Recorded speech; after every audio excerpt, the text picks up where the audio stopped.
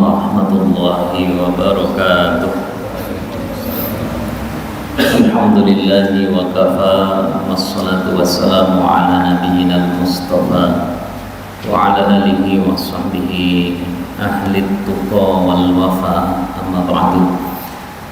Jamaah yang dimuliakan Allah, puji dan syukur mari kita panjatkan kehadirat Allah atas limpahan nikmat dan curahan karunia-Nya.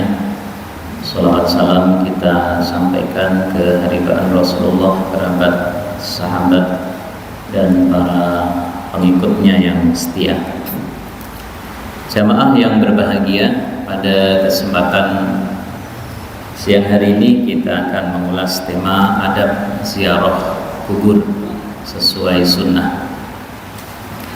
Satu hal yang lazim kita lakukan dan di tengah masyarakat juga banyak dilakukan adalah melakukan ziarah kubur. Ziarah itu sendiri artinya adalah mengunjungi. Maka tidak salah juga ketika ada orang mengatakan ketika berkunjung ke tempat saudaranya mau ziarah, mengunjungi saudara. Bahkan salah satu dari pengertian ibadah haji atau umroh itu adalah ziaratu Makkah wal Madinah, menziarahi kota suci Mekah, menziarahi tanah suci untuk melakukan ibadah-ibadah tertentu. Jadi ziarah ini secara bahasa artinya berkunjung. Hanya kalau di bahasa kita itu sudah sangat lekat ketika orang mengucapkan ziarah itu ya, yang tergambar adalah kuburan gitu ya. Nah, ziarah kubur artinya mengunjungi kuburan, mengunjungi tempat yang di situ dimakamkan para pendahulu kita. Nah, jamaah yang dirahmati Allah, secara hukum asalnya ziarah ini satu hal yang baik saja. Ada sebuah hadis yang sangat terkenal yang mengatakan, kuntu nahaitukum an ziyaratil qabri. Dulu aku, Rasulullah itu pernah melarang kalian berziarah kubur. Jadi ada masa di awal Islam itu ziarah kubur itu dilarang gitu ya. Mengapa dilarang? Karena waktu itu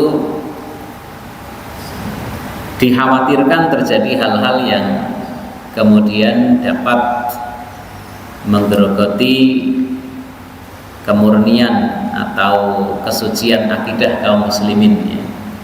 Karena di masa itu kan masih peralihan ya, dari sebelumnya banyak orang-orang yang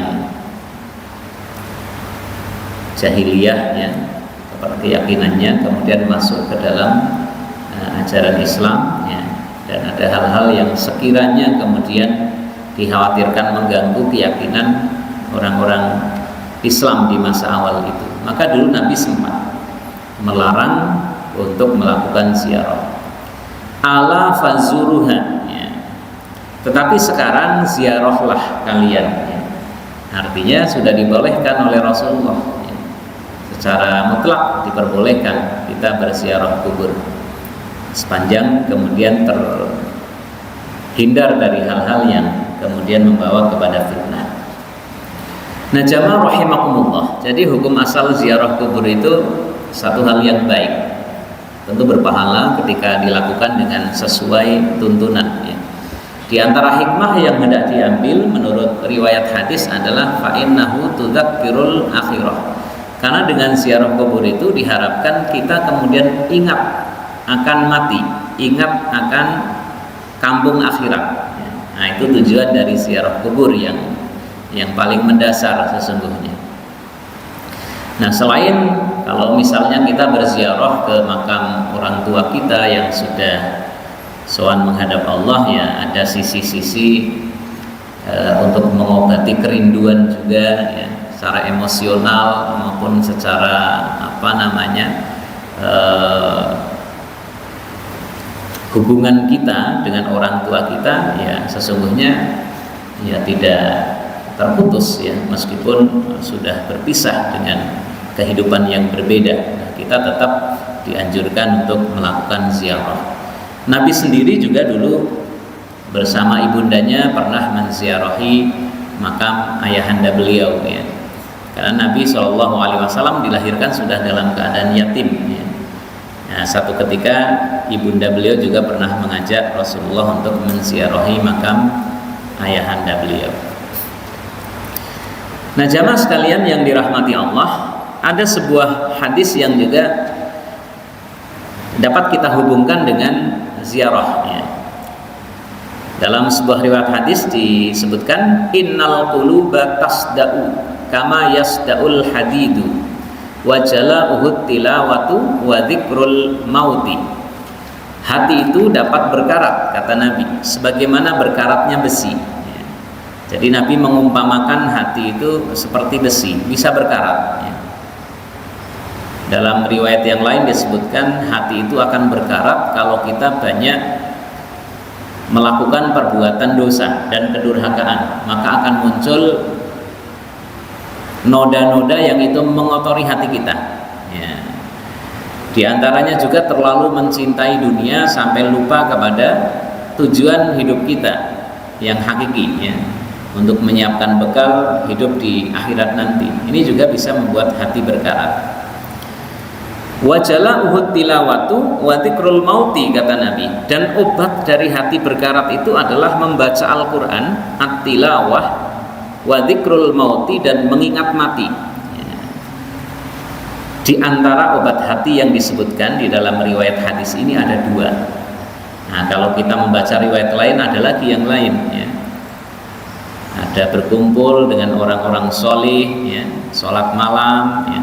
Kan ada lagunya Bapak Ibu ya, tombo ati ono limo sak warnane, kaping pisan maca Quran sak maknane ya, kaping pindho salat wengi lakonono ya, kaping telu weteng ngira ingkang luwe, dan seterusnya ya. Nah, ini disebutkan dalam hadis ini ada dua. At-tilawah, membaca Al-Quran. Jadi membaca Al-Quran ini termasuk salah satu di antara amaliyah yang akan bisa mengobati hati kita, membersihkan kerak-kerak, karat-karat hati kita ya. Kotoran-kotoran yang menempel di dalam hati kita ya, tentu secara rohani ya. Kalau secara fisik ya mungkin hatinya orang yang beriman dengan yang tidak ya, kalau dibelah dada kita ya, hatinya secara fisik mungkin sama gitu ya, tapi secara rohani, nah di sana ada karat-karat hati, ada karat-karat yang menempel di dalam hati kita. Dan di antara hal yang akan bisa meluruhkannya adalah at-tilawah, membaca Al-Quran. Kemudian yang kedua, wa dzikrul mauti, mengingat mati. Dzikr ya, dzikr itu mengingat ya, makanya disebut dzikir karena tujuannya mengingat Allah gitu ya. Nah, wa dzikrul mauti, mengingat mati ya. Jadi mengingat mati ini bisa membersihkan hati kita, melunakkan hati kita, melembutkan hati kita ya, karena kita tahu satu ketika kita akan seperti orang-orang yang dimakamkan di pekuburan sini, akan menyusul sowan menghadap Allah ya, maka kemudian hasrat duniawi yang barangkali terlalu berlebihan akan direm gitu ya. Kita akan sadar, oh satu ketika kita juga akan kesini, kita akan mempertanggungjawabkan apa yang kita lakukan di dunia. Nah, sehingga kemudian hati kita akan menjadi lembut ya, harapannya seperti itu ya, walaupun tidak selalu seperti itu kenyataannya. Banyak orang yang juga sudah berziarah ya, sering mengunjungi makam di pekuburan ya, tetapi ya perilakunya tidak berubah juga banyak ya. Tapi harapannya, idealitinya seperti itu. Idealitinya orang yang ziarah itu bisa mengambil pelajaran ibrah dari kematian. Kan ada hadis lain yang juga mengatakan kafa bil mauti wa'idon, dan cukuplah kematian itu sebagai pemberi nasihat gitu ya. Ada hadis Nabi bunyinya begitu.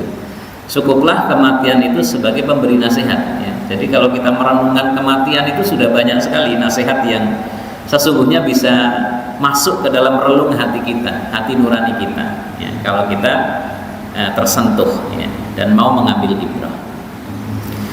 Nah, jamaah sekalian, ada beberapa adab yang perlu kita perhatikan ketika kita berziarah, ya. Ya, mungkin ke makam orang tua kita, saudara kita, atau mungkin tokoh-tokoh yang dikenal, ya, tokoh masyarakat, tokoh agama, ya. Secara umum ziarah baik saja, asal kemudian selamat dari hal-hal yang bisa mengotori keyakinan kita. Nah, nanti kita akan ulas sedikit. Yang pertama adalah mengucapkan salam ketika masuk ke kompleks pekuburan, ya. Ini lengkapnya seperti ini, saya tuliskan: Assalamualaikum ya ahlad diyar, atau ada yang ya ahlal kubur, ya. Ada ya ahlad diyar, ya ahlal kubur, itu artinya sama. Assalamualaikum ya ahlad diyar minal mu'minina wal mu'minat, minal mu'minina wal muslimin, ya. Assalamualaikum ya ahlal kubur minal mu'minina wal muslimin juga boleh. Wa inna insyaallahu bikum lahikun, nas'alullaha lana walakumul afiyah. Ya, ini contoh dalam riwayat Imam Muslim, tapi bukan satu-satunya ini, ada yang lain juga. Assalamualaikum ya ahlal kubur minal mu'minina wal mu'minat wal muslimin wal muslimat, nah, juga boleh, ya. Atau kalau kita tidak hafal kepanjangan, ya Assalamualaikum ya ahlal kubur, itu sudah boleh, ya. Assalamualaikum ya ahlal kubur, gitu, ya. Tinggal nambah ya ahlal kubur, kan. Jangan cuma assalamualaikum, ya. Assalamualaikum, nanti tidak ono sing jawab Waalaikumsalam, gitu, ya. Assalamualaikum ya ahlal kubur, nah, minimal itu kalau tidak hafal yang panjang. Artinya salam ke atas kalian ahli kubur dari kalangan kaum mukminin dan muslimin, dan sesungguhnya kami insya Allah akan bertemu kalian. Kami memohon kepada Allah untuk kami dan kalian keselamatan, maksudnya keselamatan di akhirat nanti. Jadi ini salam ketika masuk ke pekuburan, ya, sekurang-kurangnya tadi Assalamualaikum ya ahlal kubur, ya. Ini satu satu adab, ya. Walaupun ketika langsung masuk juga tidak dosa, gitu, ya, hanya adabnya. Jadi ahli kubur ini juga kita ucapkan salam kepada penghuninya, ya. Kemudian yang kedua, memakai pakaian yang sederhana dan tidak berlebihan. Ya, kalau tujuan kita memang mau ziarah, ya pakainya sederhana. Tapi kalau misalnya mampir, gitu, ya, dari Jagong kok kelewatan, gitu, ya, di makam orang tua sudah lama tidak berziarah, mampir, gitu, ya, ya tidak apa-apa juga, ya, tidak mengapa, ya. Tapi jika memang kita dari awal ingin berziarah, salah satu adabnya memakai pakaian yang sederhana, ya. Kemudian yang ketiga, haram duduk di atas kuburan dan menginjaknya. Nah, ini yang kadang-kadang masih sering kita lihat, ya. Kadang-kadang ketika proses pemakaman berlangsung, ya, kita melihat ada orang yang duduk di atas semen, ya, semen yang di situ dimakamkan seseorang, ya. Duduk di situ, nah, ini termasuk tidak boleh sesungguhnya. Atau menginjak, ya, menginjak. Jadi menginjak itu di bagian antara nisan dengan nisan, gitu, ya. Dia lewat di situ, nah, itu nggak boleh sesungguhnya menginjak di situ itu. Nah, kalau yang dikasih semen, mungkin dia tidak menginjak, tapi rentannya diduduki, gitu, ya. Nah, agak tinggi, ya, jadi mungkin tidak diinjak. Tapi kalau yang kecil-kecil itu kadang-kadang diinjak, itu dia lewatnya di atasnya, mestinya di sampingnya, jangan melalui di bagian antara dua nisan, gitu. Nah, itu tidak diperkenankan, ya. Hadisnya kuat dalam Sahih Muslim, ya, ceto sahihnya, ya. Nabi SAW bersabda yang artinya, sungguh jika salah seorang dari kalian duduk di atas bara api sehingga membakar bajunya dan menembus kulitnya, itu lebih baik daripada duduk di atas kubur, gitu, ya. Ini kan satu hal yang menunjukkan sesuatu yang serius, ya, dilarang, gitu, intinya kan.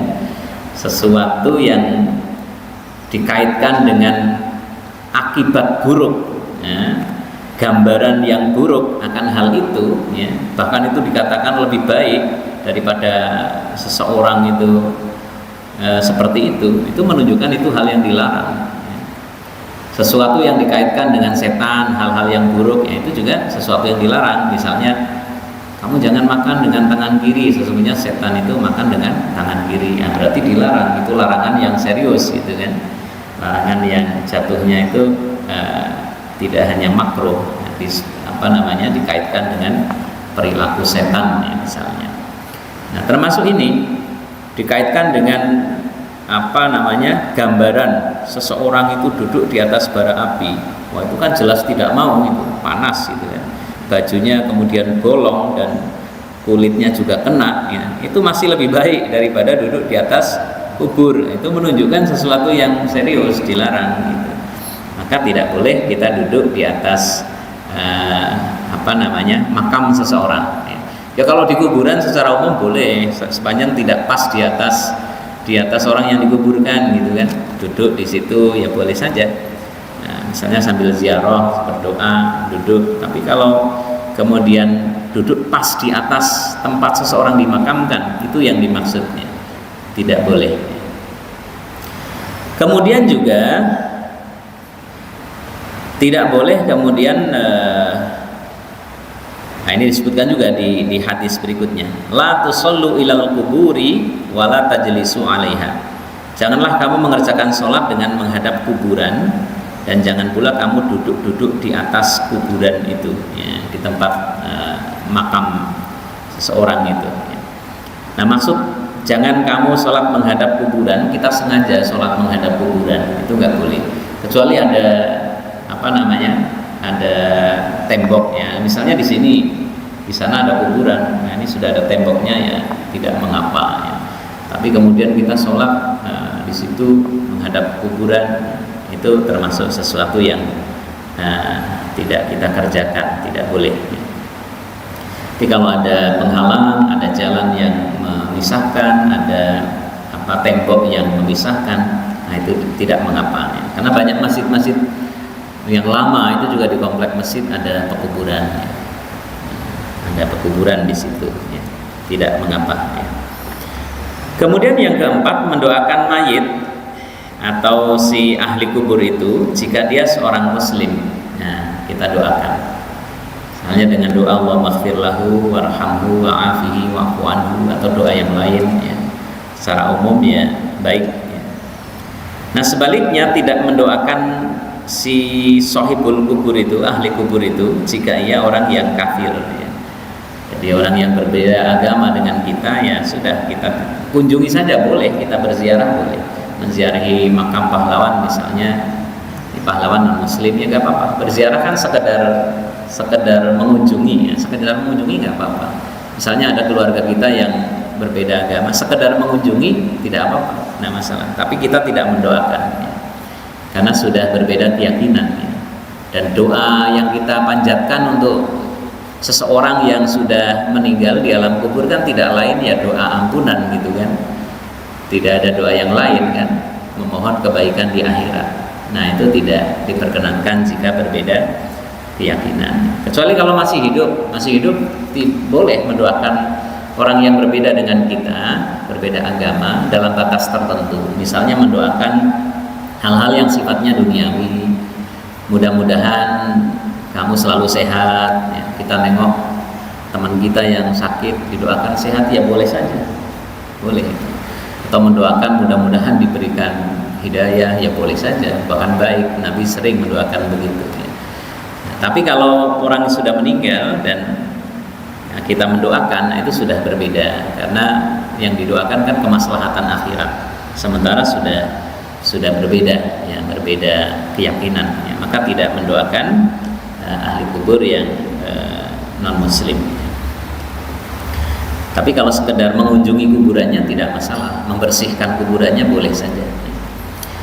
Kemudian yang keenam, menjauhi perkataan batil seperti meratap, menangis di kuburan gitu, ya, meraung-raung, ya, Pak Nek kok aku ditinggal, ya, sambil nangis gitu. Nah, ini sesuatu yang dilarang gitu, ya.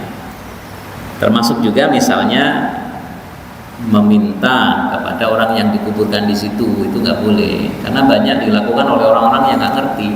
Ziarah itu secara umum boleh, baik saja. Ziarah kepada ulama juga baik, kita bisa mengambil ibrahnya.